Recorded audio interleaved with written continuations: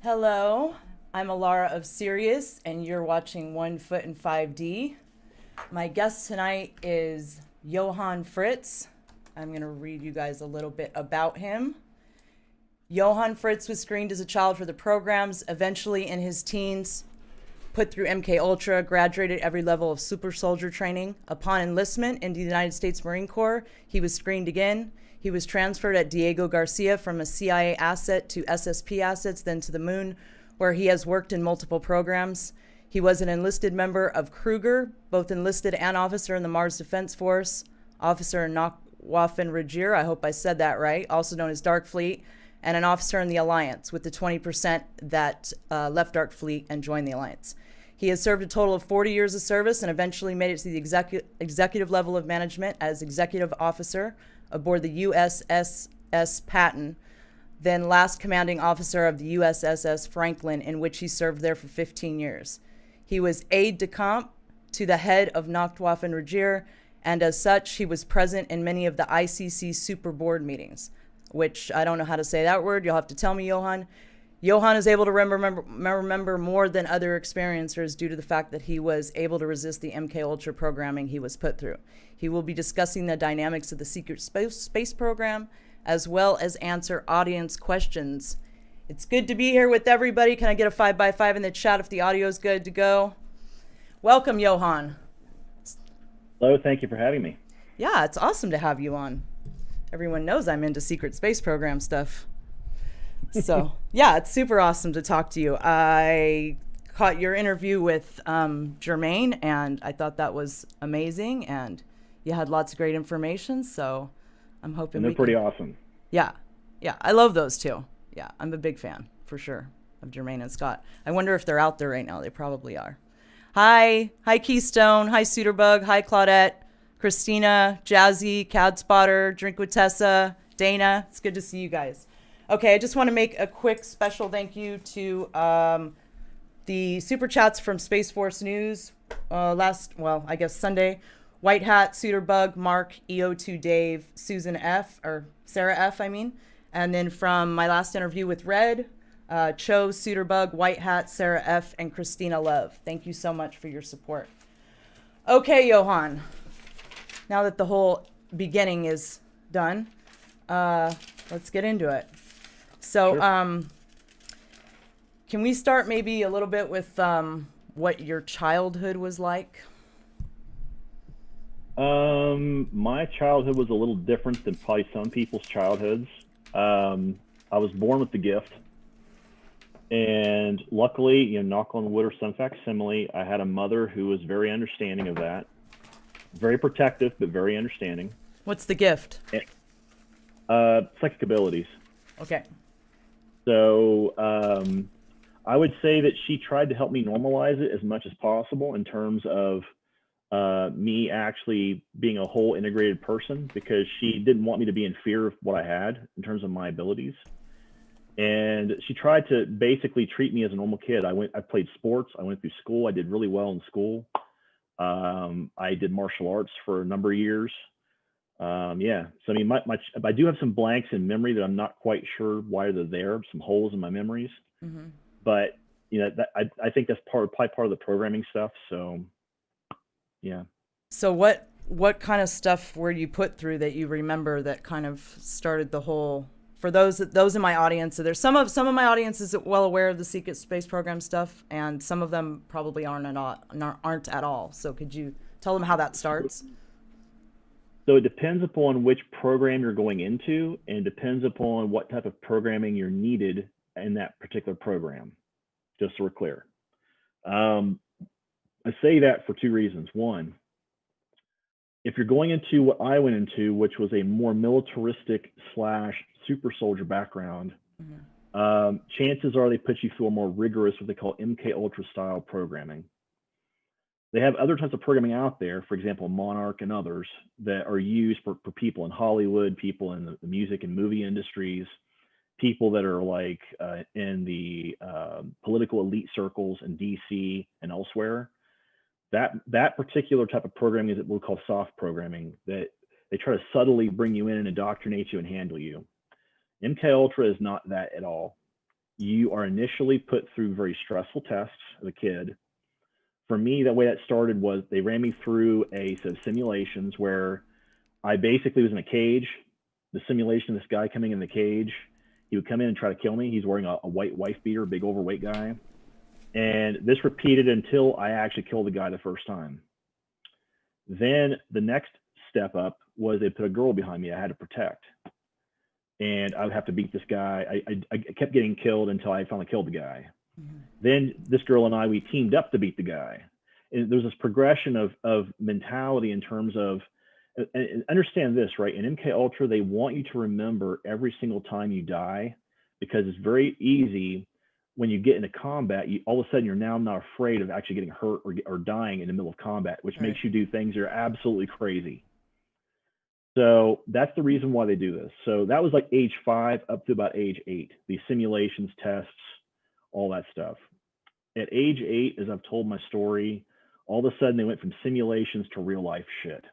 Mm-hmm. And the first memory I had was, you can look this up actually online. The guy's name is Dr. West. He was in charge of PK Pegasus, MK Pegasus, MKUltra from the 60s and up to the 80s. And then he took over in the 80s and ran it up through 95. But this Dr. West character would sit in the background in this room that was really dimly lit. All I could see was his hands, the ring on his hand, and his pants and his feet. And in front of me, essentially, was this table that had this large 55-gallon fish tank on it with a gun in front of it. Mm-hmm. And these two guys would grab me by the arms after they abducted me, and they would shove me in front of the table. And I would hear this doctor ask me every time, what is it that you need to do? And what they're expecting is compliance, by the way. So what would happen is 52 times I got drowned, electrocuted, beat up, stabbed, shot, killed. Not in a simulation, in real life. Wow. They would regen me, bring me back in the room, and make me do it again. The 53rd time, I basically grabbed the gun and actually, there was a person sitting in a hood who I couldn't see who they were, but I shot them. When I opened up the actual upper receiver to see if there's another bullet in the magazine, Dr. West directly asked me and said, why were you checking the magazine? I said, because I wanted to see if I could shoot you. Yeah. And he looked at me and said, congratulations, you graduated. Wow. And then they moved me on to the next set of tests. And there was a whole set of tests between age 8 and 12 that were all very physical simulations. And then age 12 is when they started what we would typically call the Übersoldaten training, which is the super soldier training.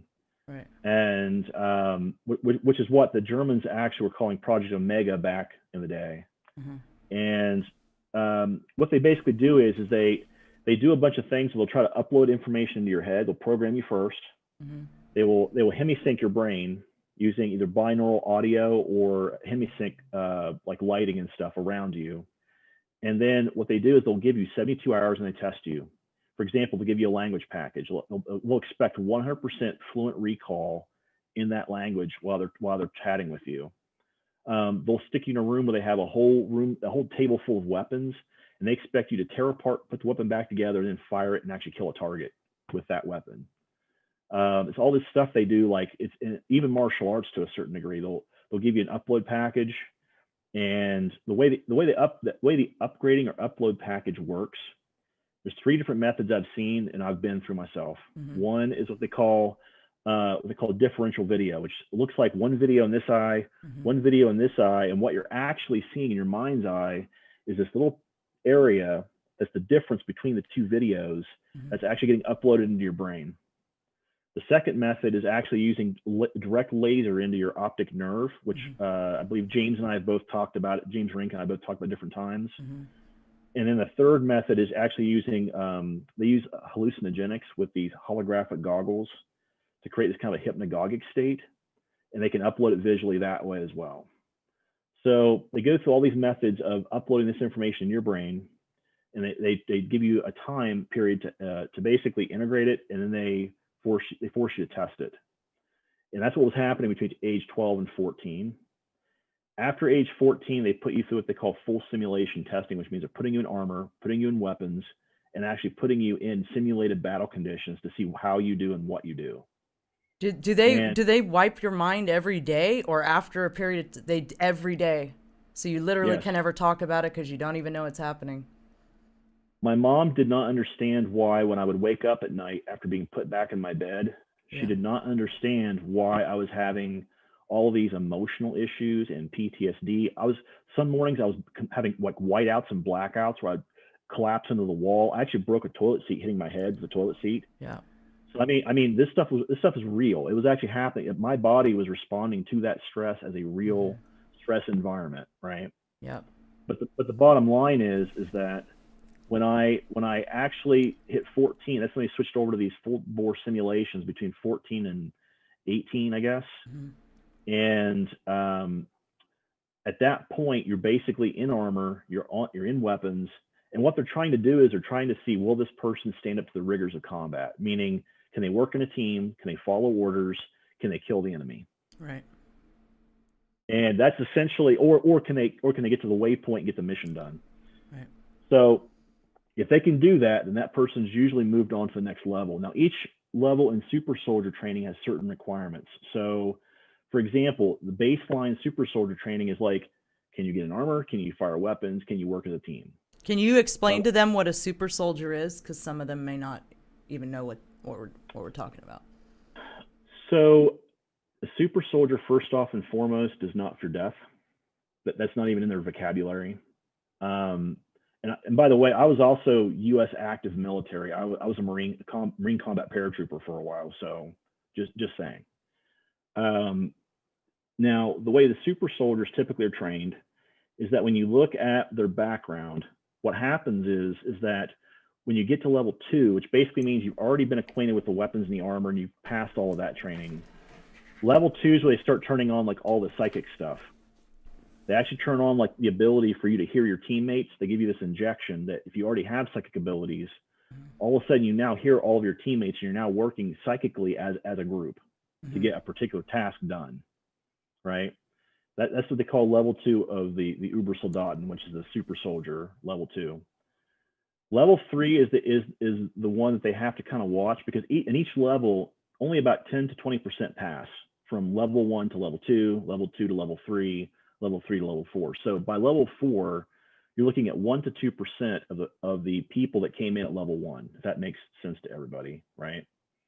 But the idea is that at level 3, it's called a Lixerdaten, which is basically a light warrior. And what a light warrior essentially does at level 3 is they in human terms, they would act more like a demigod. They literally have the ability to create things out of nothing, warp time, space, matter, create things that are needed, manipulate things. Like I actually, when I first got into Kruger, I was working with this doctor at the LOC up at the moon, and I would literally use my hand pushing against the wall, and I would actually create an artificial gravity field in front of me. So I could run doing parkour up the side of a wall while the guards were chasing me, and I would run straight down to where our office was and always beat the guards.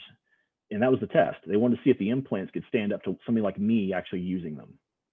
And Peter joked about it. He said, we actually have videos of you doing this. And he goes, it's funny watching, Peter the Insider, he's like, it's funny watching these videos now because you were like in your 20s. And he goes, you were smoking these guys every time. Because the thing is, we were actually manipulating matter, creating these artificial like surfaces to run on and run. I was literally running like this way up a wall. Can you explain to them why you don't have these abilities when you come back from? So there are in the programs, they have a thing called protocols. Every particular program has a set of protocols. What that means is some protocols are based around how do we contain the information from this program so it's never leaked outside of that program to someone who's not read into the program. Okay. Secondly, what happens if the abilities this person has ever got turned on and actually activated out in the real world? It'd be a big problem. On Earth, well, big problem. Yeah. Imagine someone who's a Lixerdaten like me doing that kind of stuff out in the real world. Yeah. And all of a sudden, other people see it, and now they have a huge problem. Right. Major. Because now they got to wipe all them. Right. Right. Yeah. So what they typically do is when you get before you go in the programs, they do what they call a mapping. They have this ring device that actually can scan essentially your synaptic mapping, your limbic system, which means your memories and your emotional centers in the brain. It scans your DNA. It also scans your whole body, so it knows exactly what is going on in all these centers. Right. And once it has that synaptic DNA and temporal mapping, they can actually revert you right back to that location. Now, this is the part when Corey Good talks about this idea of 3 to 5% failing. This is the part where it fails, because is that how they put you back in your correct timeline in your body? I'm curious about that myself. Like, how is that? It's my understanding that I'll let you explain. How is it that they remove you from this timeline in your body, you do whatever you do, and then they're able to put you back with no memory of it? Project Looking Glass. That's the technology that actually takes the physical body from the future. They basically look at the synaptic temporal mapping, and they say, okay, we have a 5-minute window to put this person back into this timeline, so there's no actual wake, what we call temporal wake, from that person being outside that timeline. Now, as I said, they have to physically, mentally, emotionally regress you back to the point you were before you were actually brought into the programs, which is why they have that mapping. Well, what body are you running around in the other timeline? Or okay, so this is an interesting question, because when I was in MDF and Nancht Waffen, I was in my 1.0 body. When I was in Kruger, we call that the 2.0 body, because Kruger actually uses clones. So it's a clone, right? They use a sleeve and they transfer what's in here into that sleeve. So that way, every single time you die, when you rehome back to your originating body, they can actually question you and say, okay, what happened? Why did you die? Okay, we're putting you back in a new sleeve, go back and get him again. And that happens over and over and over again. It's like having a video game save point, except every time you're actually physically dying. It's worse. Wow. Yeah. But the idea is, like I said, when they regress you back, they get the body and the mind and the synaptic stuff mapped back to where you were. Most people, they pass that. I didn't, but most people do pass it. And then what happens is they'll have that body brought into another room, which has what they call a looking glass dilation portal in it. It's being operated by an operator, and these guards basically carry you through this little. It looks like a rip in time, and they basically walk you from the room you're in to the room you were abducted from, and they drop you right back in the location where you were and step right back to the portal and close it. And when you wake up, you literally feel like and look like maybe 5 minutes have elapsed, if that, for most people. And this is the reason why when someone says I've been abducted and I don't have any proof of it, this is why there's no proof, because they've removed all the proof in here. They've removed all the physical proof out here. Right. And they've also used a time dilation portal to step you back in time to put you back where you should have been.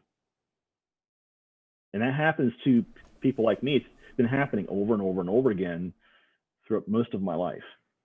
Okay, so let's kind of go down that track a little bit. So after this childhood stuff happened, what was your first experience being taken off planet where you knew, okay, something's up here. This is not normal? I was 15 the first time it happened, and they actually had me on the moon training. And then I'd say the next big jump was when I went through the military. Of course, if everyone's watched my testimony on different video channels, I eventually get taken to Diego Garcia. I get taken to the LOC, and that's the second time I remember, like, mentally, like, I was like, wait a minute, I've been here before, and this ain't right. Yeah. And at that point, that's when the whole process of me going through Kruger, MDF, and Nancht Waffen actually started. Can you explain what the difference is? What Kruger is, first of all, what Kruger is, Nancht Waffen, and MDF, and what these different sects are and how they all incorporate into the secret space program? Okay. So just so everyone's clear, first off and foremost, there's an overhead body that manages all of these programs. It's called the ICC Super Board, or what we call the Triumvirate. This group of people that are essentially a bunch of managers who all get together that hate each other, and for the sake of, like, just keeping their programs operating, that there's certain things they're willing to agree to because they know if they don't make a compromise, it could be worse. That's the first thing you have to understand. Secondly, all the assets that are brought in. Now, there's two different ways an asset can be brought into the programs. One is as a slave asset, which is what, if you listen to Tony Rodriguez's testimony, there's a system called TAPSIS, which actually, that's where they track those individuals brought through that process into the programs and off-world. The other side is like me, where I got brought in as a tracked asset, meaning the time I'm born, probably even before I was born, up through actually being brought up to the LOC. They have been watching me, tracking me, monitoring, looking at my progress. And as I went through, they basically went through the whole NDOC process, which is a company called Shoreline. Mm-hmm. They take you through this whole NDOC process. And at that point, one of the guards came in, and he had this black glass pad, and he's looking at it. And apparently, if for those people who know who Gabriel Kruger is, he is the guy who actually runs and operates Kruger Mercenary Corps, which is the group Kruger that I was talking about earlier.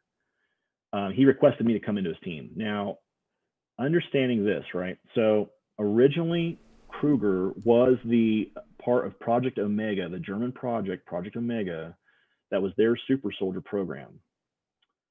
At the tail end of World War II, all of the Allied powers started responding to that by creating their own versions of this. So you had the Russians coming up with their Programa Kontrolia Razuma, or their mind control program, which is called Pegasus.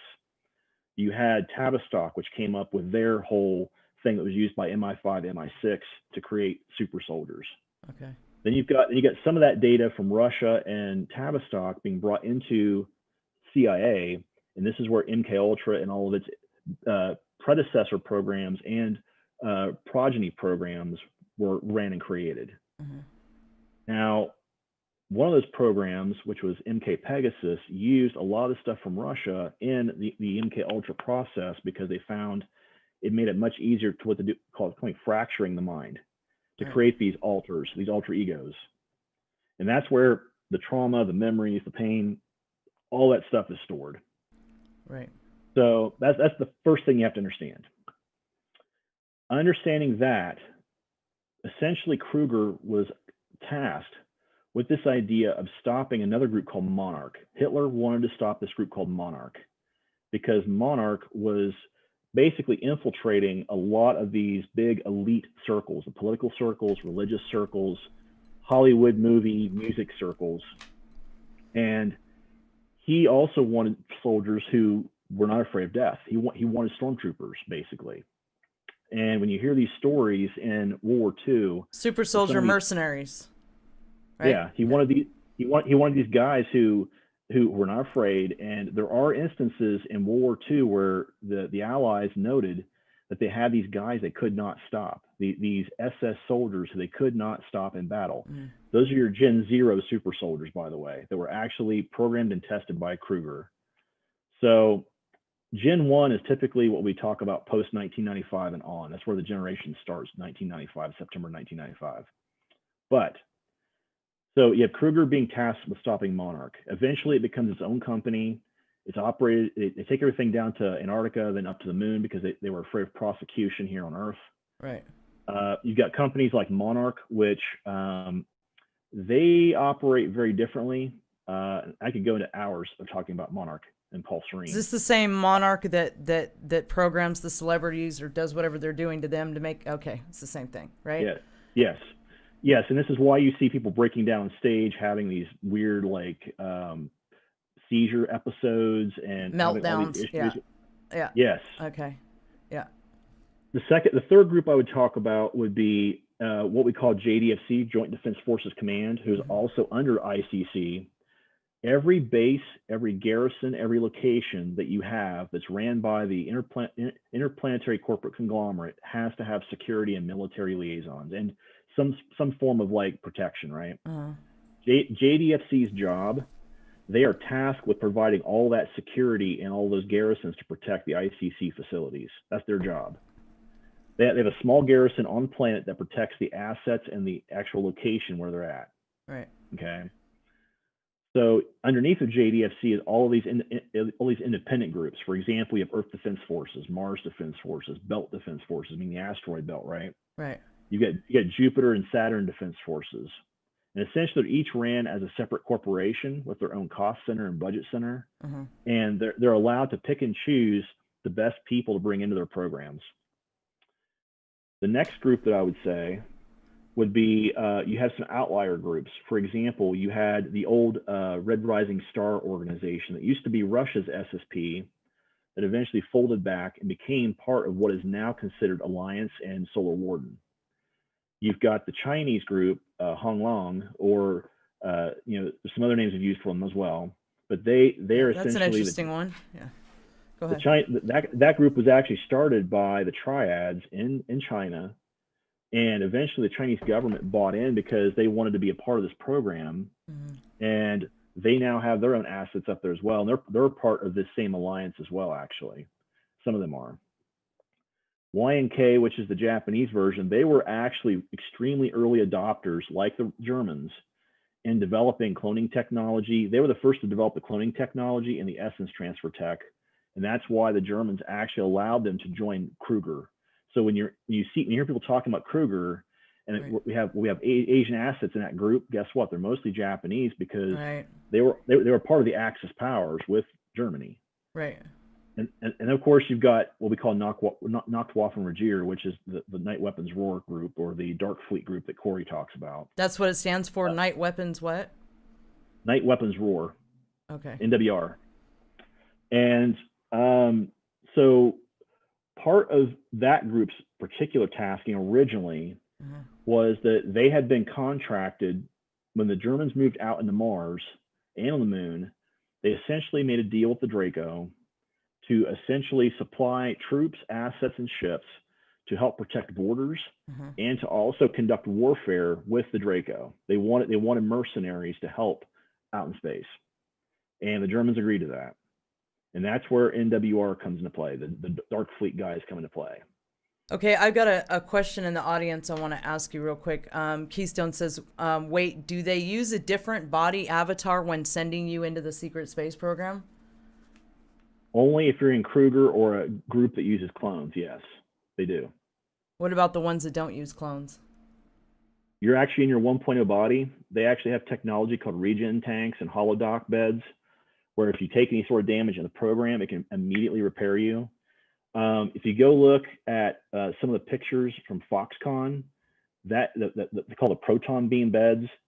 That technology is the 0.01 version of what holodoc beds are going to be in the very near future. When we have this disclosure that we've been talking about, the medical technology will be the first thing that comes out, because they have to get people so that they're healthy enough so that when we start making this transition into a different world, right, that we don't have people wanting for health issues, first off and foremost. And the holodoc stuff, it can basically deal with 70 major areas in the body, over 1,000 different medical things it can do to your body. And it doesn't even need a human to interface it, although sometimes they do, if it's severe enough.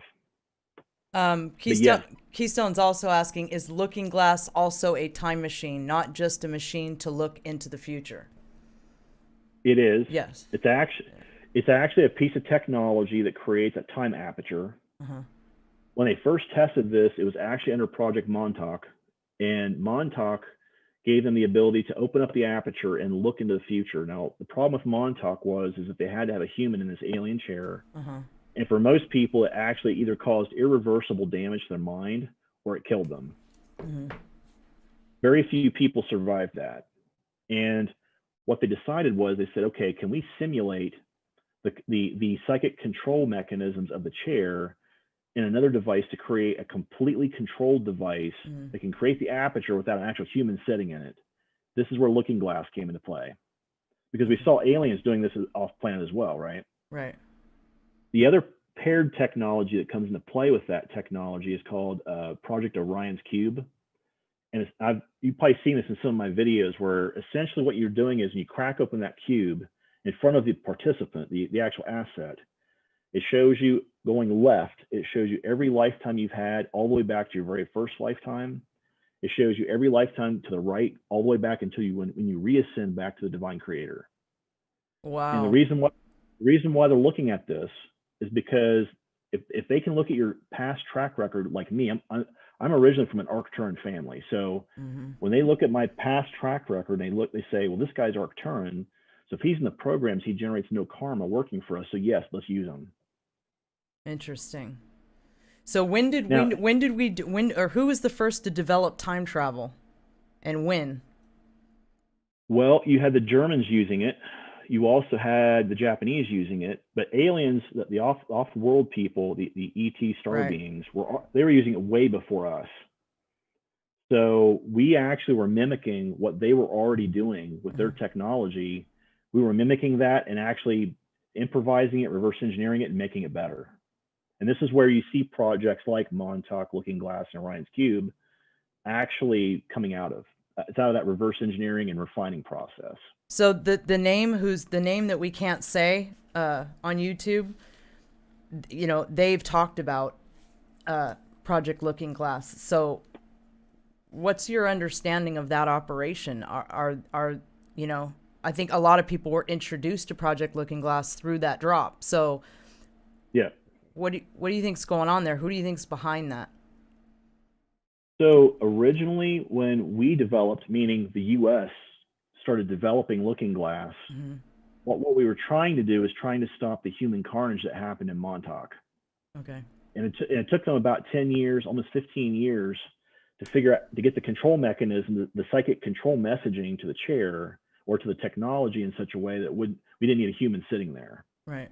And once they did that, they go, oh, okay, now we've got something we can actually use to remotely create this time aperture. And what they were trying to do, by the way, originally with Montauk, was look at different timelines, the highest probability timelines, and look back and forward to see what happened. What happened in the past? Are we right? What happened in the future? Is there anything we need to know about? Looking Glass specifically was the first technology where they they call jump pads, which is what if you look at some of the drawings from that, Andrew Basigio, he actually has some drawings he put out where in those drawings, individuals are told to step up on this jump pad, and then it can transfer you via jump pad to jump pad or jump pad to location if there's a time dilation in front of you, right? Which is exactly what I was mentioning earlier with the abduction stuff. Or more importantly, they have some individuals who, when the device is going, they may actually step through the device. And what that means is that's what we would call a literal time drop or a temporal operation. That individual is not coming back to this timeline. And what you see happening is, for example, in 95, I've said this in my testimony before as well. I gave Connie a full listing of all the presidents from 1995 to 2016, right? I told her exactly how many terms, what was going to happen that I saw. And what happened was that they did some temporal operations. For example, in my timeline that I was in, Gore did 2 terms. Well, in this timeline, they changed that via temporal operation and allowed Bush versus Gore in Florida to actually win, which gave people the illusion that they actually have choice here in the U.S. Right. Because what people don't understand is there's only one political party that has. Right. Now, again, we see this happen again. I did say that Obama, who was unknown in 95, would be president for 2 terms, which he was. Right. But after that, in my timeline, there was a civil war for 16 years that destroyed the U.S. In our timeline, we see Trump step in, again, illusion of choice, and then Biden step in, again, illusion of choice. So what I'm trying to get at is that you have folks who are using Looking Glass technology who are manipulating timelines to try to stave off some of these big issues for us as a species and us as a country, because they realize if they don't do this, the cost of that is extremely high. So this really is a temporal war. Yes. It's really what's going on. This is like a time. It's a timeline. It's these folks that have access to the super advanced technology that are manipulating stuff that we down here have no concept even exists, really. What they're actually doing. So let's get a couple concepts down, and we'll talk about another company who's also involved in this, another group, right? Okay. So the concept I want to get down is that time is not linear, it is circular, meaning all time's happening now. And understand that what I'm saying there is that the timeline of highest probability is happening now. Right. There are other timelines concurrently happening, but this is where when Corey talks this idea of having a snapback effect, where the timeline auto-corrects itself. Right.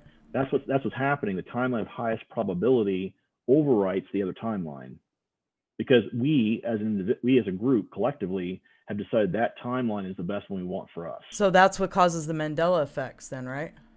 Yes. Why have they increased so much in the last few years? Because people are getting way more cognizant of the changes in the timeline.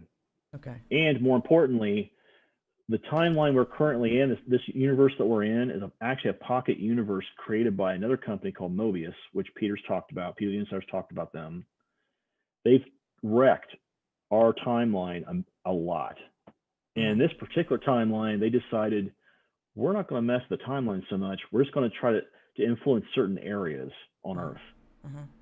And what happened is, this is where Kruger comes into play, because one of our mandates was anytime we detect that Mobius tech getting turned on, we get involved and remove it.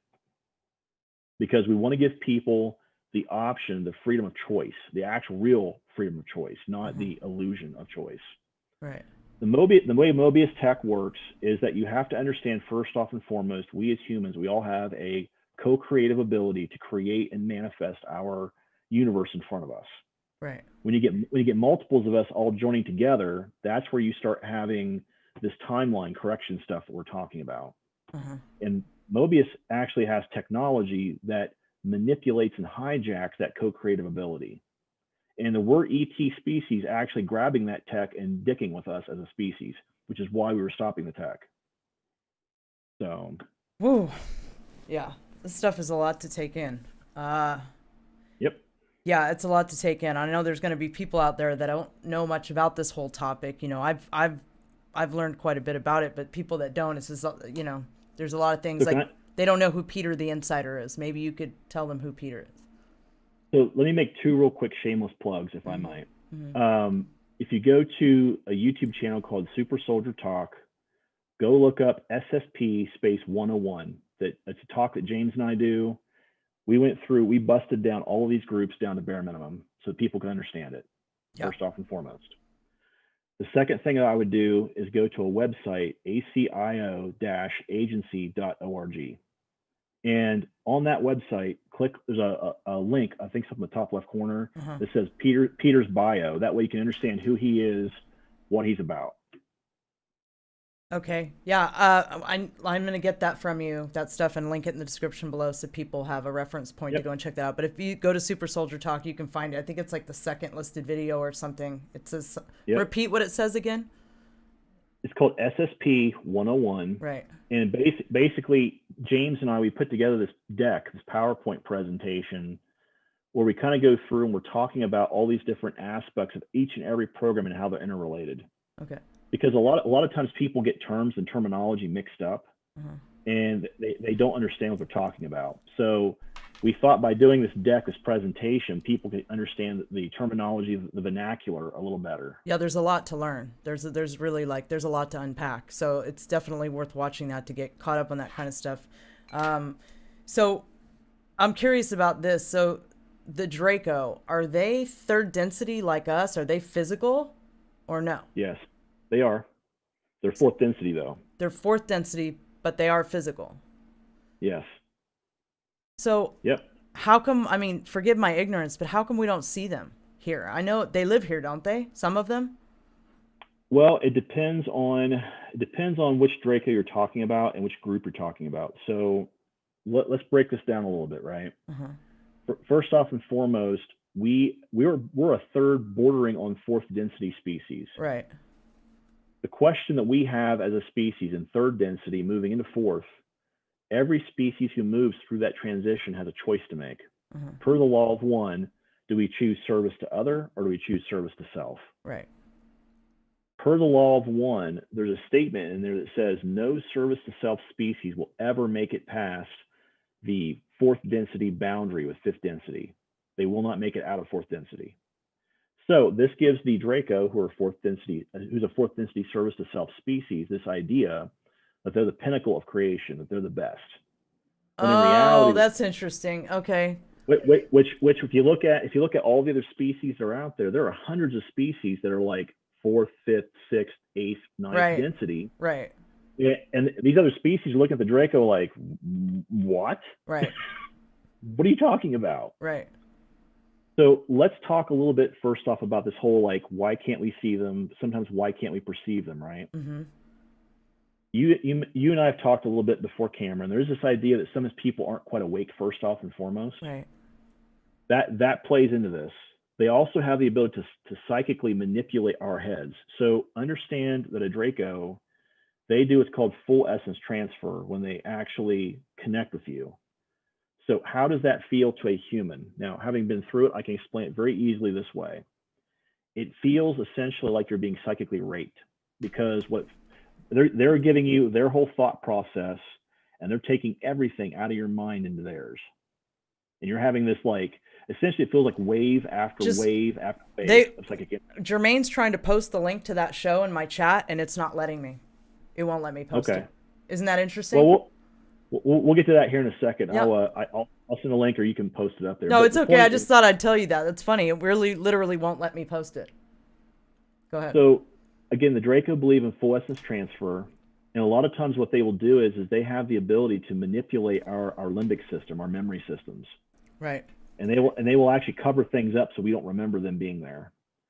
Secondly, and more importantly, they wear armbands. Mm-hmm.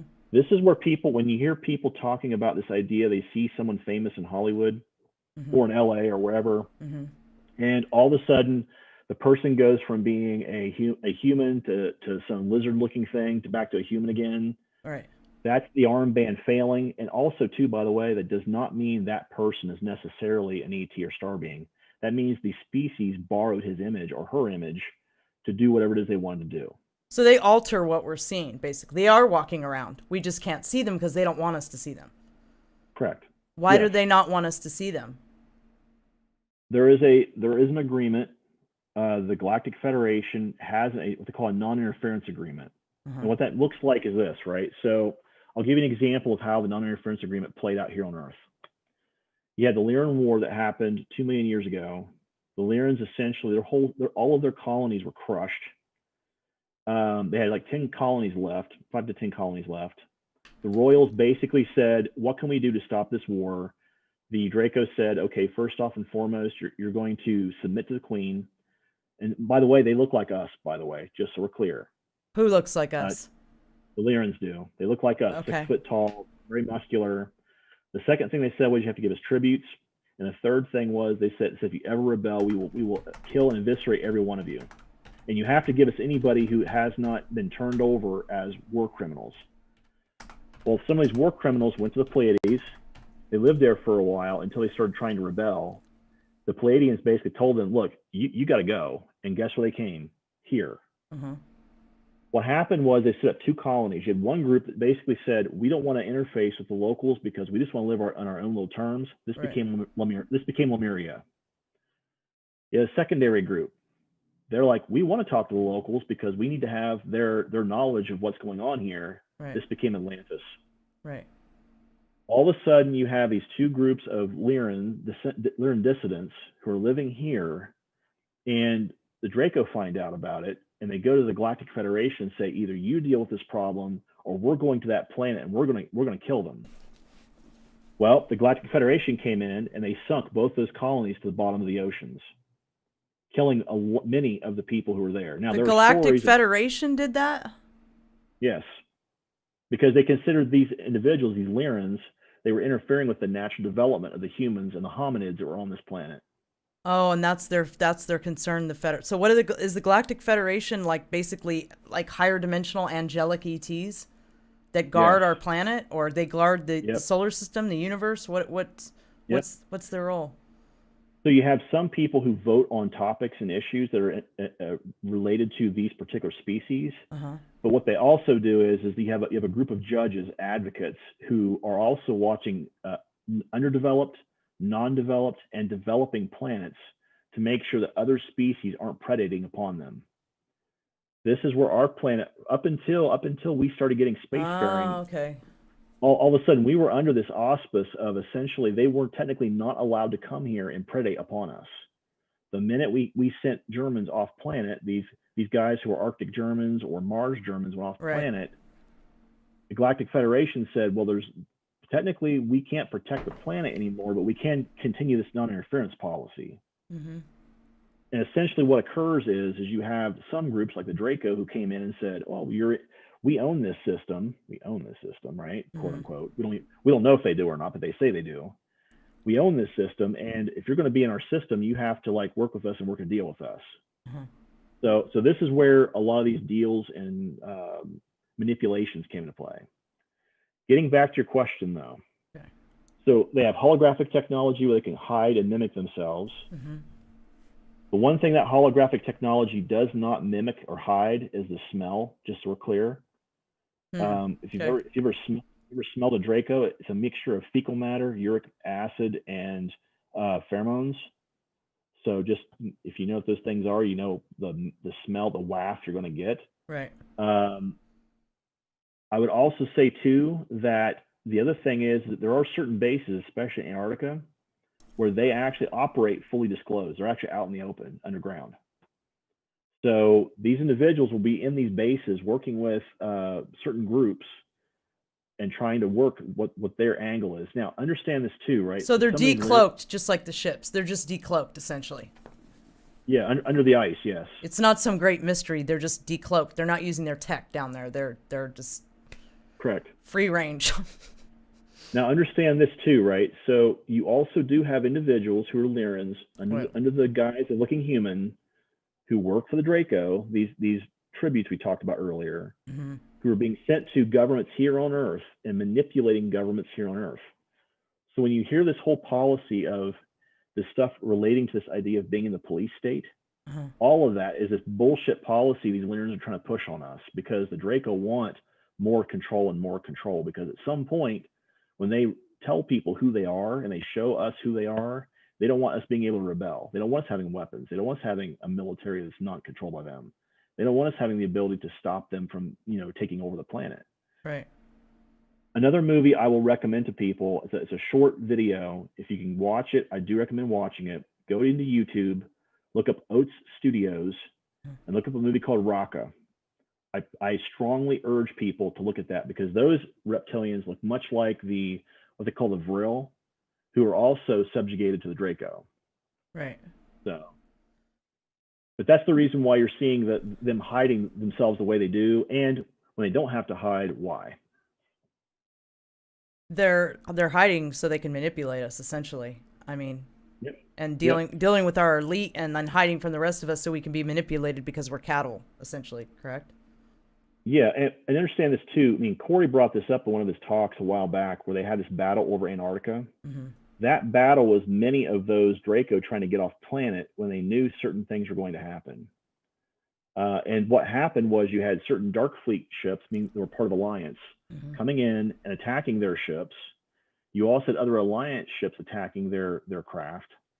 And that's why the picture he painted, where he had these ships that were smoking and being attacked, mm-hmm. those were the Draco ships that were being torn up. And there's a lot of speculation as to whether they got off planet or not, or did they crash and were they recovered? Okay, so out there, what's the ratio of positive versus negative ETs? I typically use the ratio of 95% positive, 5% negative. So my co-host on Space Force News is always telling me, she goes, I believe in aliens, blah, blah, blah. She just says, I just don't trust the ones that are here. Is she correct not to trust the ones that are here?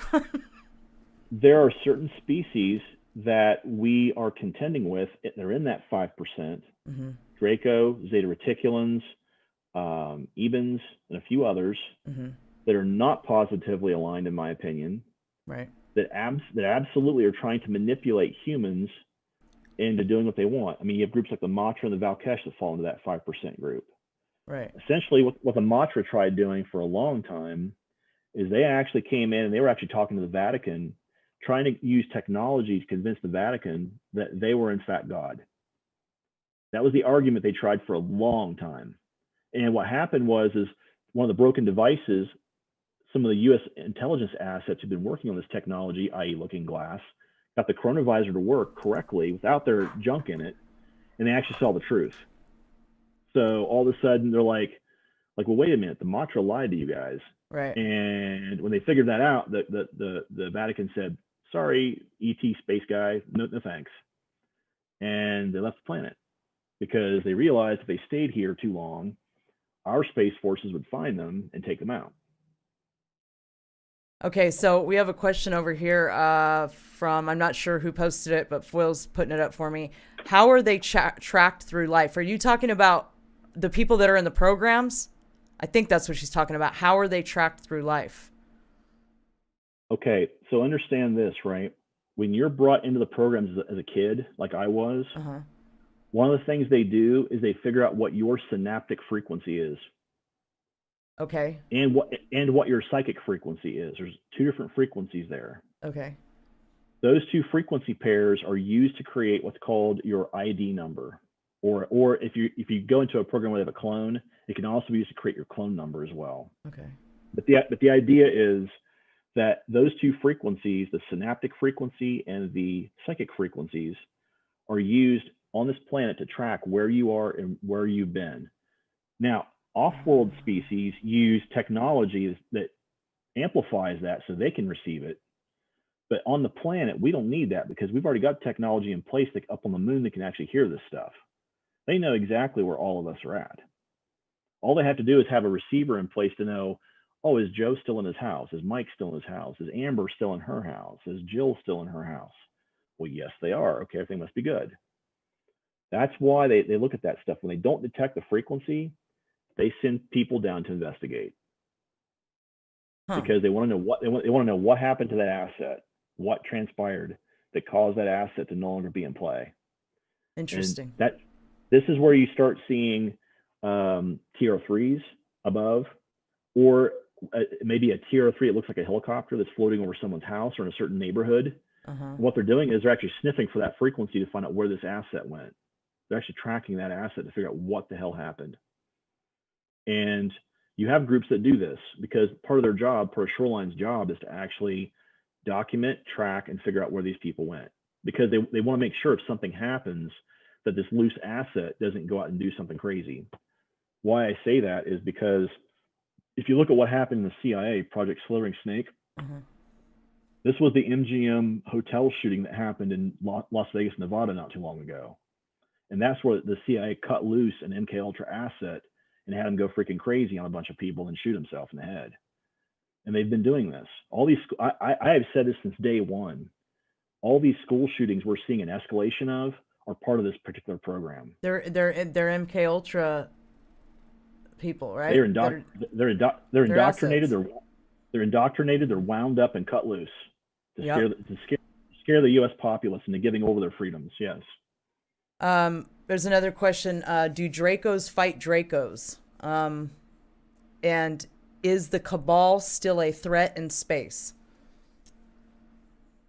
So again, it depends on the faction. What happened with Space Force, when Space Force took over, when Trump put Space Force into play, when that action occurred, we had a white hat general who took over the whole Triumvirate. There were some groups on the Triumvirate who did not comply. They actually left the board. Groups like Mobius, Umbrella Corp, Monarch, some of these like really nasty groups. The super dubious ones, yeah. Yeah, they're like, we don't need you guys, so they left.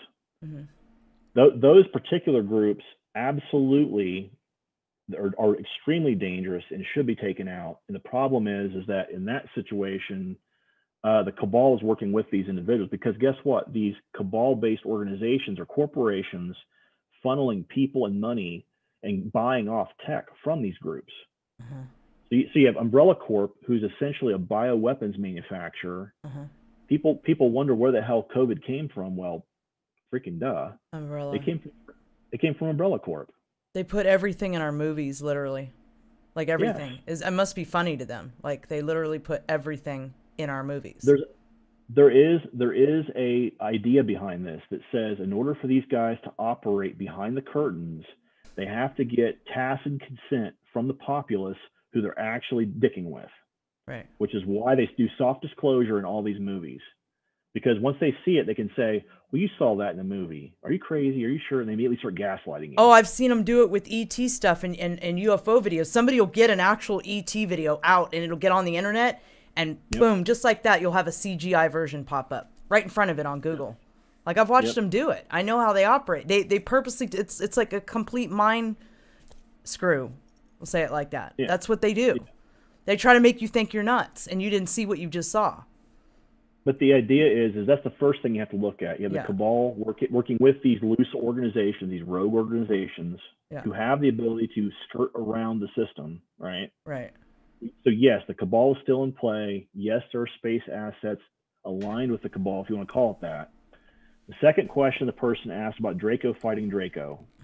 Normally that does not happen because they do not believe in interscene warfare, meaning typically that's all controlled by their honor system, meaning if a Draco has a problem, they will duel the person they have a problem with. Right. Aboard Nancht Waffen ships, we often would do mock duels or real duels between our people or between Draco and us for perceived slights. And the Draco would watch this for entertainment because in their culture, that's normal. That's actually like watching like a TV show to them. It's pretty normal for them. How bad do these things get, these duels? Is it, you guys, they have a regen tech, right? So that, does it go to the death or what? And then they just bring you back? That's so crazy. That's wild. Think about this, right? Let's say you lose that duel, right? You get put in the regen tank after you've been put on the holodoc bed. You wake up, and now you have to not only remember the fight you just had, but now you have to walk with the shame of losing that fight after you're done. And that's how it works. Yeah, that's intense, right? Yep. That's super intense. All right, there was a last part to that question I'm supposed to ask. Where did it go here? Something about hold on. Is that what the reference is in the Bible to the white royals or whatever? Is that the wait, I got to read the question. I'm not saying it right. Oh, okay. Is the concept of Antichrist actually the royal white Draco? Well, it's actually the people they're manipulating, yes. Right. So here, let's be clear about this, right? When you look at the Draco hierarchy, we actually have a group of people here on Earth that mirrored it because they followed this group called the Rakshas, which means we're looking at the Hindu faith, right? Right. They have this pyramid structure in their society. At the top, you have the priests. The next layer down are your kings and your warriors. The next group down are your queens and your mercantile people, and beneath that your slaves, and beneath that are your ill repute people, right? Right. The same thing happens in the Draco hierarchy, except at the top of their pyramid is the queen. In their species, they look at her as a god. She is worshipped psychically like a god. And beneath her is the priests and kings. Beneath them is it's the priest. The next layer is the king and warriors, and so on and so forth. But the idea is that you have the same sort of pyramid structure about how the control and how the hierarchy is controlled within their society. The royal whites, meaning any of the Draco that come from the Sakaar bloodline, this original bloodline that started here on Earth, they're the ones that actually rule the Draco culture. And they look, the queen, the one time I met her, 23 to 25 foot long, royal white with full wings, and looks very draconic. The queen has full wings like a dragon? Yes. Wow. And you want to talk about, it's hard. I mean, I was trained to deal with, psychic onslaught, right? Right. And it was actually extremely difficult to actually repel that type of energy because there's just so much psychic energy smacking you in the face that it literally puts you on the ground. So how come we're not psychically as powerful as, say, the Draco or other ET species? Is it because we're totally manipulated and controlled down here and suppressed? Well, we have suppression going on.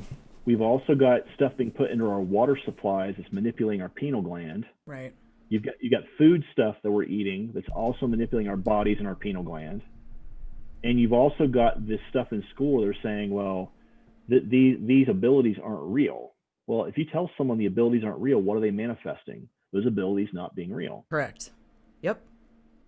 So this is where this whole control mechanism of having this hierarchy put into Earth meaning you have the government, the religion, the scholastic academies, all telling humans that this is your reality, because guess what? We're helping you manifest it. It's mind control, all of it, from the time Yes. we're born. All of it is designed to keep us asleep. It's designed to keep you asleep, and it is designed to keep you in a certain sedated state when you're actually walking through your zombified life. So Gaia's ascending right now, right? Gaia's shifting frequencies, and so naturally the beings on her are going to shift frequencies too. So that Yes. So how does that play with the Draco? And Okay, we're going to what, fourth density? Okay, and they're fourth density. So what are we going to, like the fifth dimension but fourth density? Can you explain your understanding of that? So here's some things that I understand in terms of the physics and in terms of what we would experience, right? Okay, great. So in terms of the physics, our arm of the Milky Way is moving into what they call this highly gasified section of space, which means the average electron density is much, much higher. That means the excited state of matter in our locality is much, much higher. That's why you see, if you look at some of the pictures from NASA, all the planets are heating up in our system right now. Yep, I've seen every single one is showing, ozone and all of these weird, like boreal lights around their poles. All of them are showing signs of actually, heat hitting their ionospheres and creating these effects. Yeah. Secondly, Earth specifically, if everyone, I want some of these people track that what's called the Schumann resonance. But the Schumann resonance, what it does is there are times in the Earth when that Schumann resonance will jump up for a little bit and then slide back down, and it gradually comes up over time. Right. But the idea is as that Schumann resonance moves up, it actually creates differing effects within the human body. So when we were on board ship, we actually had generators that actually created circadian rhythms lighting wise, and they also created the Schumann resonance that you could hear and feel in the actual deck plating. Oh, I was wondering about that. I was wondering, when people go through gates or whatever and they go to other planets and they're not even aware of it, but doesn't it affect them not having the Schumann there? I was wondering. So the answer to that, the short answer to that is yes. And I can go into that later. We can talk about it later. Okay. The last thing I want to talk about is how logistically for us humans this is going to affect us as a species, right? Okay. If we were to choose service to other, the service to other path, right? Right. If we chose that, essentially, there's a change in consciousness that will have to occur for us. Part of that change in consciousness is actually this idea around, and the Law of One talks about this: unconditional love, unconditional forgiveness, unconditional acceptance. Right. These three items are three of the 7 pillars that we talk about when we do comparative religious studies, where every major religion on the planet except for Scientology has these pillars in them. Right. Okay. And when you look at this idea of also the next pillar in this we talk about with this change is this idea that I, as a fourth density species, am now going to exhibit unconditional love. And when I exhibit that unconditional love, I know for a fact, and when I help someone else out and basically put myself out to a certain degree in our third dimensional mindset, I know in fourth density, the universe is going to have somebody else come behind me and actually give me what I need. Right. Automatically fill my needs because they love me enough to take care of me too. Right. That's the difference in fourth density mindset and third density mindset.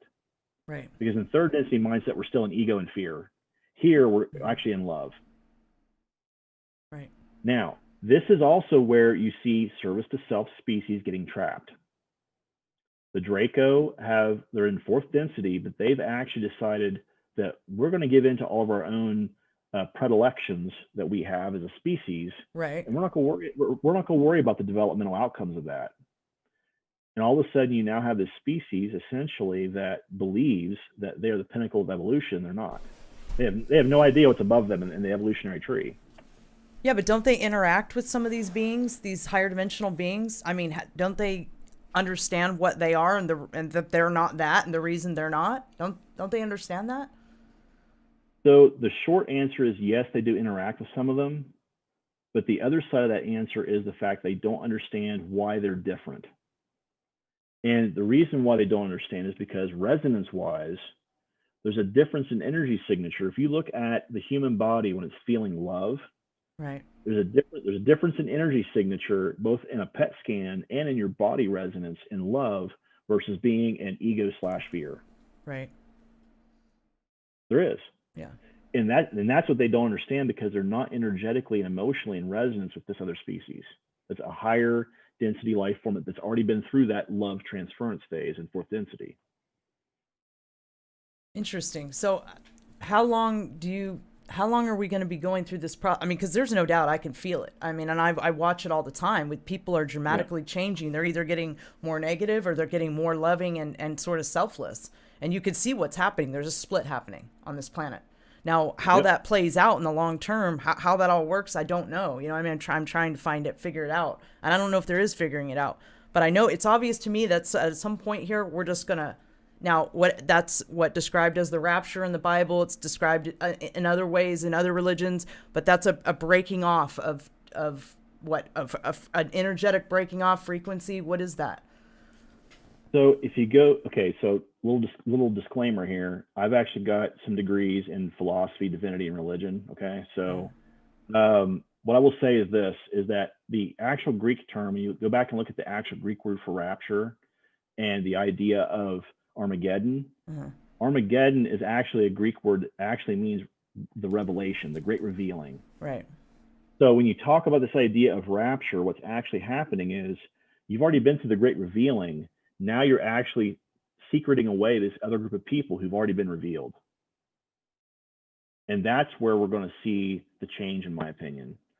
I've been told multiple times, essentially what's going to happen is there will be a transitionary period where we will be on this planet with people who we do not energetically align with. And at some point, either they will go into ruin or they will be asked to change and have to make a choice. And when they don't make that choice, we shift. I always figured at a point they just wouldn't see us anymore. Like they just wouldn't see us. I mean, that's probably not, but that's how I always figured it would happen. I you know. So getting back again to the law of one, right? Mm-hmm. If you look at the law of one, there is this idea in the law of one where they talk about what they call the harvest, right? Right. I have to use a calculator here real quick because I got to do some math just to make sure I'm right. Yes, I'm right. Okay, so in this harvest period, what they talk about is 3 precessions of the equinox. Okay, that's the time that a soul has on this planet to work through its garbage and go from third density to fourth density. That's why we're all here, to work through our karmic soul level bag of junk. Okay. So what that means is when you look at that cycle, it's 77,760 years total, right? 1/3 of that is what they call the precession of the equinoxes, 25,920 years. When people talk about this whole idea of moving into the age of Aquarius, each age is 1/12 of that 25,920 or 2,160 years. That's one age, or in this case, the age of Aquarius, which we're now in. And inside of that age, you have, that's 30 degrees, by the way, the circle. Think of a precession as a large 360-degree circle. Right. Right? That one age is 30 degrees of that 360-degree circle, right? If you've ever studied astrology, they talk about decans, right? Which is a third of that overall sign, or 10 degrees. That's 720 years of the age of Adam, right? This is how we know we've genetically declined, by the way, is because the age of Adam was 720 years originally. When you look at 1 degree out of that, that's 72 years of the age of man. So mathematically, when someone tells me that this universe has not been designed by a divine creator, nope, try again. Yeah, there's the math is already there. Sorry, I'm just saying. There's a designer. I'm a fact-based guy, and there's a designer right there. There's a designer. Yeah. Now, that being said, we have this 77,760 year period to work through our junk. Right. And we are getting close to the end of that next period. And what we're seeing is essentially exactly what you just said. We're seeing people who are like, I want to help other people. I want to raise other people's awareness. I want to help them learn. I want to help refine them. I want to help them become better versions of them. Right? That's why I'm doing what I'm doing, because I feel like I need to help people get awake to what's really happening. I was going to ask you that at some point too, is why you're stepping forward and doing what you're doing.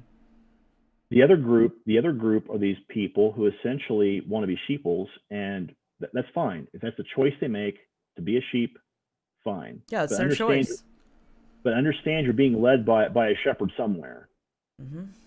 And that's a choice you make as an individual. As if you want to be a sheeple, that's fine, but understand who your actual shepherd is. Right. And chances are it's probably not human, just so we're clear. Right. Now, let's say that we as individuals make it through that fourth density jump from third to fourth density, right? Mm-hmm. Those of us who've made that jump, I do believe at some point we will be recognized by the Galactic Federation. They will send people down here, and those individuals will be asked, do you want to stay on Earth, or would you like to go somewhere else to work through the remainder of your evolution and ascension? Because they've done this in the past. So we saw this with the Mayans. We've seen this with other groups here on this planet.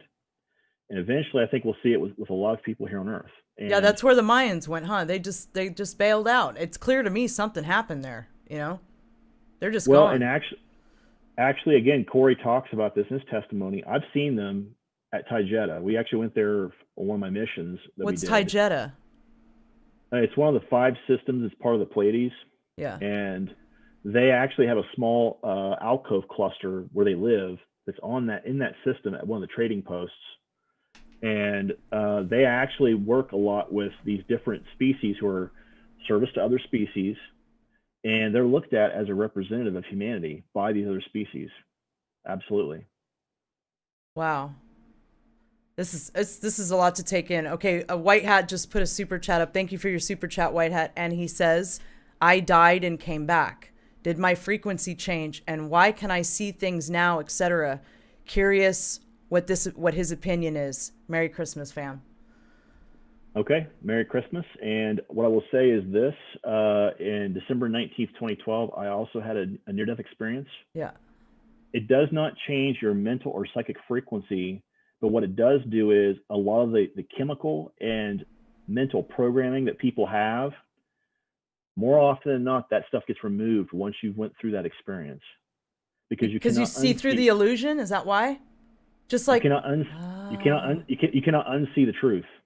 Yeah, And that makes sense. That's exactly what happened to me. Was that I went through that process, and all of a sudden here I am on the other side of it, going, okay, I know what's up there, and I also know what's in space. Right. And the way that looks to me is that if I know what's up in the higher forms, the higher realms, and I know it's in space, I can't unsee that at this point. And what that does is that means we also have, as humans, those of us that have that awareness, that recognition, right. Part of our job is to tell our story about what we've seen and what we've been through, so that other people can hear that, recognize it, and either they resonate with it or they don't. Well, I'm curious, you in particular, because you have quite a bit of knowledge, Johan, and it's pretty obvious to me why that is. So what you're clearly kind of being allowed to do what you're doing. So is that because disclosure's coming regardless? And yep. Okay, can you explain that a little bit? So I'm not the only person saying this, just for the record. Corey said this, 2021, 2022, we're going to start seeing bigger chunks of disclosure happening, and it will be not only a drip, but okay, so here's the problem with disclosure. We want people to have all the information, but it's like trying to stop people from getting hit with a fire hose, because there's just so much stuff there. Right. How do we slow that fire hose rate down so that we're not like just blasting people in the face and they're not getting what's going on, right? This is why you're going to see certain steps being taken starting 2021, 2022, where you're going to see, for example, the medical stuff come out. You're going to see all this medical stuff start coming out in the world. For example, the Foxconn med beds and all these other types of med beds coming out. The other thing that came to my mind as I was saying that is that part of also what you're going to see too is you're also going to see probably a change in the narrative about how we as a species interrelate with species off planet. Now, what that means is you may see a change in TV shows and movies because there are people in Hollywood that are now getting awake. They understand that they have a responsibility to tell what their truth is.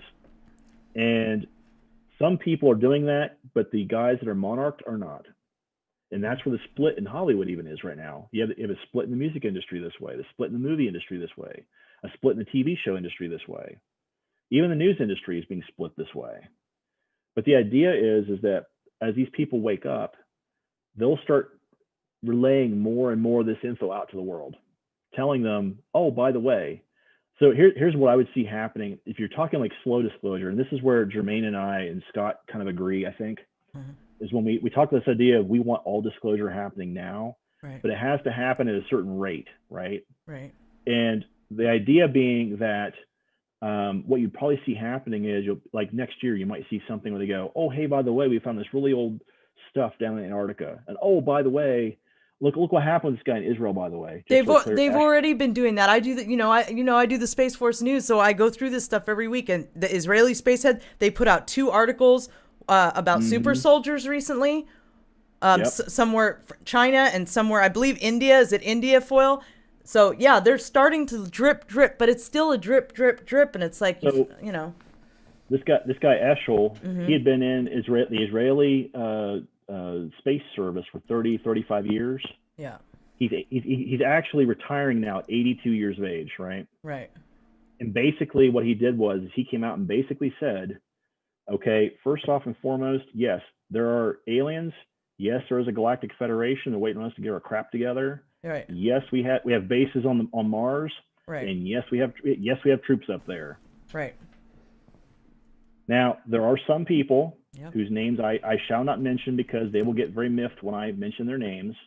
They're saying this is a nothing burger, right? The problem is that this particular statement, when it came out, has directly mirrored what every single insider has been saying for probably the last 10 to 15 years. Right. We've been telling this to people day in, day out. And up until this guy came out, he even said Trump knew about it. And some of these other heads of state knew about it. And what happened was, think about this, right? So you have Trump, who's the president of the United States, who tweets about every fucking thing. And all of a sudden, this statement comes out. He doesn't, not even a blip, not even a what? Yeah, that tells you everything. That tells you everything. I didn't even think about that, Johan. That tells you everything.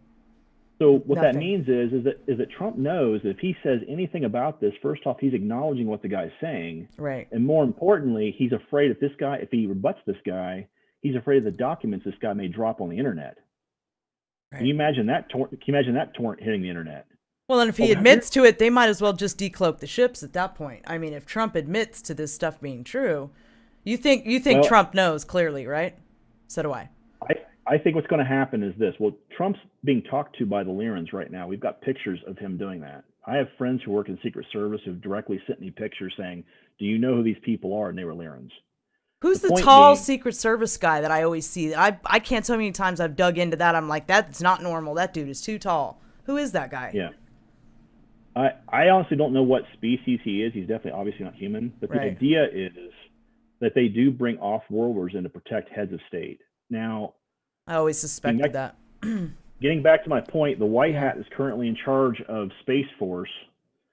I think what he's looking at is he needs time right now to get all of these programs under his control. Right. He needs to assert control over them and figure out what it is they've actually got their hands on. Right. At some point, you're going to see them come out and go, okay, well, we've been working for the last X years, right? 2-3 years. Guess what? We now have a facility on Mars. Oh, guess what? Look at this brand new ship we have. It'll be like a 1960s TR-3B or some craziness. They'll say this is a brand new ship, right? Right. And all of a sudden they'll portray it as being something new, which means 6 months later they'll show the new revised model, which is like the GH model, which is what we've been using, and they'll say this is the new model of the ship we just built. It has all kinds of crazy stuff on it. There's a video out, by the way, of a TR-3 in 2014. Actually going into a city ahead of a Marine unit and taking out the Taliban in that area. And I was told by a couple of different people that was because of Mobius taking that town. we're going to start seeing more and more of that video, actually, that type of video hitting the internet, hitting the news.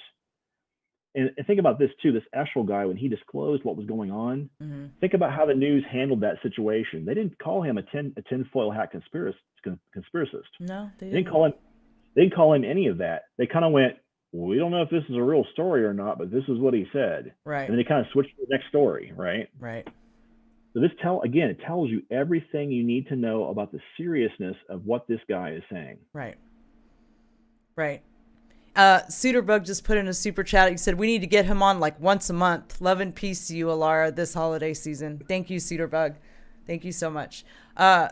Yeah, this, I've been watching this disclosure thing play out for a while, and I literally watch the drip, drip, drip, and I know what's coming, but like we talked about earlier, it's like getting the population aware. This stuff is shocking. I know when I first woke up, 8 months, I was hidden in my house, tripping out for like 8 months. And I have to remind myself all the time that this is what the population's going to go through. And I think, like, in my estimation and my understanding, they're going to slowly disclose, like they have been, the little drip, drip, drip, that type of thing. And then at a point when our consciousness reaches that point, then the Federation will step in and show themselves. Do you think that that's kind of what we're looking at? I would agree with you. And I would say there's also something else we're not talking about in this, right? Right.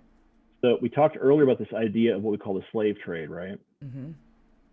Think about this. When they start disclosing all these records about what's been happening to humanity and what's been done to them, can you think about the number of parents and guardians whose children have went missing, have been taken off planet, been put into these slave programs? There are going to be some people that are highly pissed off, and they want someone's head on a spike. And that's exactly what we're going to see happen.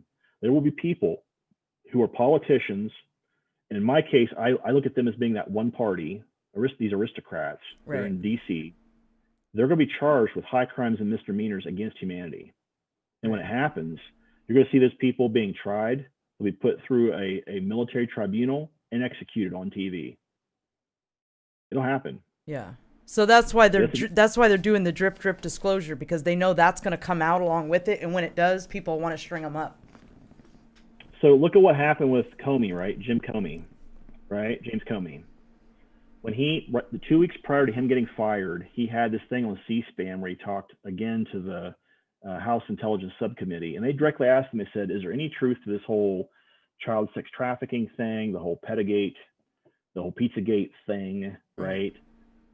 And basically what he said, if I had to actually activate and follow every piece of evidence that we believe to be true on this particular topic, there'd be 492 arrests inside the Beltway of 495, and many of the people sitting in this room, in the House of Representatives, in the Senate, and in the White House will be arrested, and we have no operational government. I can't do that. And everybody in that room kind of looked at each other, and he goes, he looked at him, he said, that's right. He goes, you know who you are, and we know who you are. 2 weeks later, he was canned. Coincidence? Quinky dink? I think not. Yeah, I think he was terminated because he spoke out against these individuals. So, can you tell them like who you currently work for? Explain a little bit of that to them, or what kind of? So basically, I work in conjunction with ACIO, the 12th Division ACIO head, which is Peter the Insider. Our job essentially is to try to bring as much of this info out to the public as quickly as we can, and disclose as much as we can, as fast as we can. Right. The reason why we're doing that. They don't know what ACIO is. Can you tell them what ACIO is? Well, okay. So this is, even Peter himself says there's a misnomer in this. It could be either alien or advanced contact and investigative organization. They've been around for a very, very long time. Essentially, in this situation, what ACIO is doing is acting as an information buffer, so that we keep trying to push this stuff out through different people, through me, through James Rink, through Anthony Zender, through Peter the Insider. Right. We're all trying to bring this stuff up to people's attention, trying to get their awareness to it. And some people, they like to listen to certain people. Like James's channel gets a lot of followers. Some people like listening to me. Some people like listening to Peter the Insider. Right. The point is, it doesn't matter who you're listening to. What we're trying to do is we're trying to get as much people aware of what's actually happening as quickly as possible. because we understand that at some point when that fire hose gets turned on, if you're not geared up, you're going to get blown away. It's going to be shocking. Yeah, I get it. Yes. So you're, trying to warm everybody up to. I say this all the time. Like, if I hadn't had the experiences that I had, I probably wouldn't believe it. It sounds crazy. When you live in this matrix world that they've created for us, it really does. It sounds insane, And until you have until you have an experience, and even then, it takes you a long time to adjust to, And I kind of feel for the population, and even with a lot of people working at trying to tell them and trying to disclose this stuff, I don't know. What do you think it's going to take for people to finally start to wrap their minds around what's really going on? I think that there's going to be a couple of things that will have to happen in order to shock the species, us, into believing what we're saying right now. Right. The first thing is that they're going to have to see a real live alien in front of them. Now, the problem is in what manner that occurs. Let's be very clear. If you go watch Oates Studios, their short film Raqqa, you do not want to see that kind of an alien walking up to you, because if it happens, they're already invading. Right. They've already taken ownership of the planet. Right. What we do want to see, and this has been my statement all along, let's bring back some of our troops who've been off planet in these programs, and let's have them talk to the population. Let's actually have them disclose exactly what's going on up there in a way that we can sit down and go, you know what? Yeah, that's a good idea. Let's talk about what you're experiencing up there right now. What are you dealing with? And all of a sudden, you've now got people who are coming in from these different programs saying, well, this is what we're doing on Mars. This is what we're doing on Jupiter and Saturn. This is what we're doing in the belt. These are what our troops are doing outside the solar system. Johan, are there guys that are not mind wiped? There has to be guys at the top that don't get mind wiped, that know exactly what's going on, remember everything, come back and forth, and are not zeroed out. So there are. Okay. But these guys are essentially the last time that I dealt with one of them, besides my direct boss in that situation, he basically threatened the Triumvirate, and we had to go. I was gonna say Triumvirate. Those are the guys, right, that don't get wiped. Yeah. Yep. And this guy, essentially, he had tech down here that he was going to release to the public, and we had to go remove him, the fake family he had, and retrieve the tech. And like I said, I mean, these guys do try that stuff. They do try to work around the system, but there's an agreement amongst these managers. At the time, there was an agreement that said anybody who tries to essentially put themselves above the Triumvirate has to be removed. And this individual did that. So luck for him, as luck would have it for him, he actually at the time was in a clone body. So when he died, that essence rehomed back to his real body, and he got in a new clone, and he just went on doing what he normally did. So when your clone dies, your soul automatically goes back to its original body. It's like drawn to it. It goes back to it automatically. It's called a rehoming. It's called a rehoming process. Now, there's a couple ways to look at this, right? So within the human psyche, and also spiritually speaking, we actually see references to this sort of thing happening down here on Earth. A lot of your Native American practitioners or shamans will call it an actual soul retrieval, or a soul fragment, or a soul shard. Right. In psychology, they talk about this idea of what's called dissociative states, which is the exact same thing. So we do have a correlation between the spiritual and the academic world saying, yes, we know these things happen. But what the Japanese found out was when they were testing this out with clones, they actually found out that essence always wants to rehome back frequency-wise to where it originated, because that's where it resonates with. Is that what a psychotic break is? Well, I mean, there's a couple different ways you can look at a psychotic break. Again, I'm not a psychologist, but what I would say is that there are cases where if that person becomes triggered, we talked about being triggered earlier, that person could act in a psychotic manner, therefore hurting someone if they're not properly being managed. Well, they say that the psychotic break is when the ego detaches from the psyche. That's how they describe it in medical terms. But these we're talking about people who have no idea about certain things, the real, right? So I'm wondering if that isn't the same thing. Essentially, it's a soul fragment, or it's a break off, or it could be. remember this, right? So every single time you suffer dense trauma, that creates that soul fragment. And that soul fragment contains the memories, the trauma, the pain of that instance. And what the programs does, they go in and they take that fragment, that bucket, if you want to call it that has these memories, trauma, and pain in it, and they use that to store information that can't otherwise be retrieved. Because they know from what they've seen from the Germans and the Russians, if they don't do that, they can actually interrogate you and pull that information out using drugs, using all kinds of methods. Right. Interesting. I'm just wondering if a lot of things that are described here on Earth by our medical professions are not just a dynamic they don't understand about. It is correct. Yeah, that is a correct statement. And the mind. Very interesting.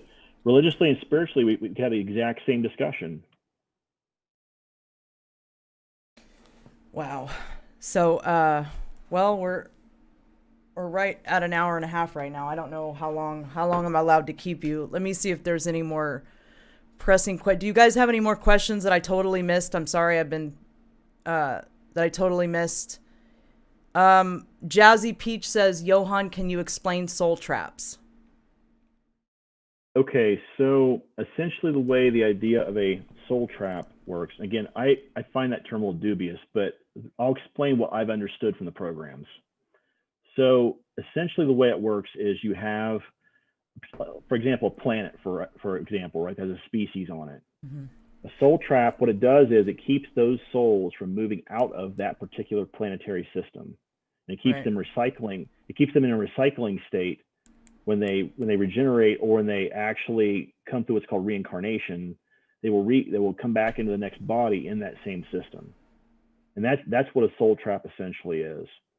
Now, the other side of that, how do you escape? The angelic's got to physically move you, or can you go yourself if you know how? You have to have the tech turned off because it is tech. Oh. Mobius tech, to be precise, but tech. This gets deep, man. So again, if you understand that it's tech, that means you can have guys like Lixerdotten, like I was, go in and actually deal with that tech, because we can manipulate time, space, matter, and step through a dimension or a density and actually take that tech, destroy it, and all of a sudden that soul trap is now removed. Which is why, when you asked earlier why they would take someone and train them that way, right? That's why, because you're dealing with stuff that's in different dimensions, different densities, at different energy levels, and completely different environments than Earth. Kevin Reagan asks, are angels soul carriers? I look at angels as being a higher density form of life, 8th, 9th density. Right. And essentially they are messengers for these higher density life forms that can't traverse back down through the density, these layers of density that we look at as normal life. Who's responsible for putting our soul into our physical body at the point of birth? You are. You make the choice to be in the body you're in, to live the life you're living, to have the parents you're having. Oh, you fly down and join that body on your own volition. Yes, you make that choice. Before you come back into this lifetime, you made the choice to be with the people you're with, because you on a soul level have determined that you want to learn certain lessons with those people and process that lesson, either getting it down and buttoning it down and being done with it, or forcing yourself to repeat it in the next lifetime.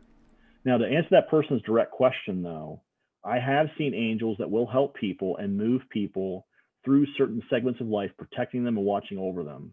And if you ask the question, are angels soul carriers? Yes, technically that term could be used, but it's not the only thing they do. But go ahead.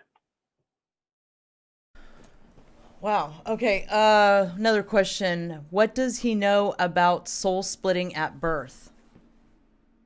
Twin flame story.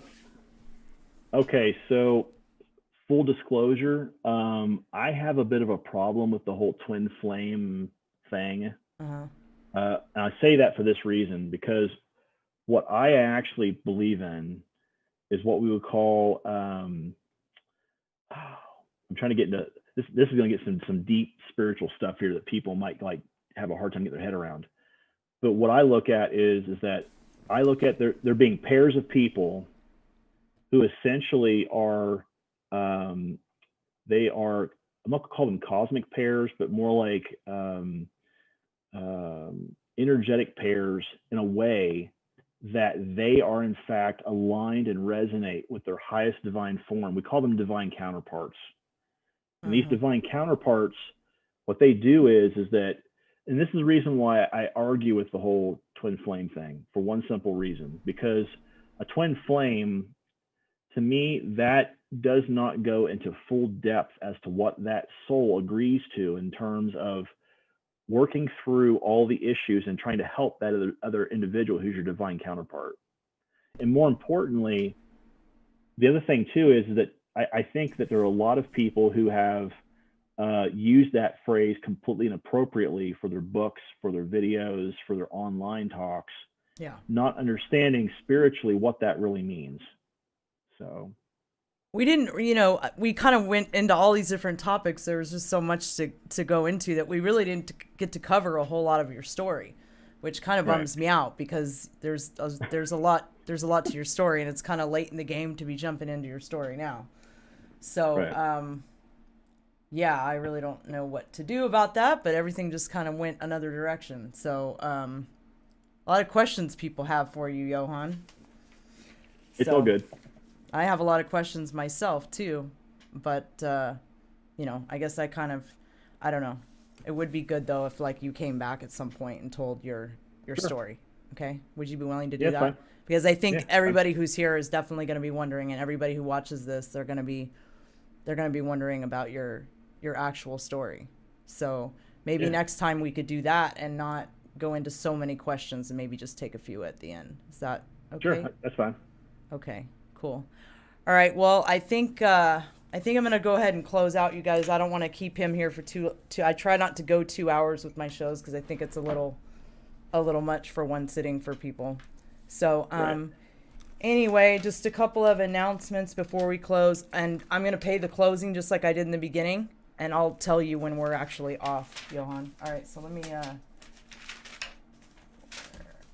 is this? Okay. So speaking of the secret space program topic, you guys, Journey to Truth will be before me next Wednesday. Their regular scheduled Thursday show will be before me next Wednesday. So if you enjoyed tonight's show and listening to Johan, they're going to have Secret Space Program Month in the month of January on their channel. They'll be kicking that off with Tony Rodriguez on January 7th. So go and check out all the interviews they're going to be doing that month. It's going to be really, really good stuff.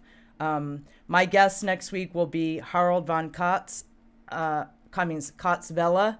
He changed his name. He's no longer Vela. It's just Harold Kotz. But he's one of the most knowledgeable truthers on transhumanism, AI, black goo, chemtrailing, and all that kind of stuff. So that's who will be with me next week, 6:30 Pacific, 9:30 Eastern. Let's see. Other than that, I will see you guys again for Space Force News on Sunday nights at 6 p.m. Pacific, 9 p.m. Eastern.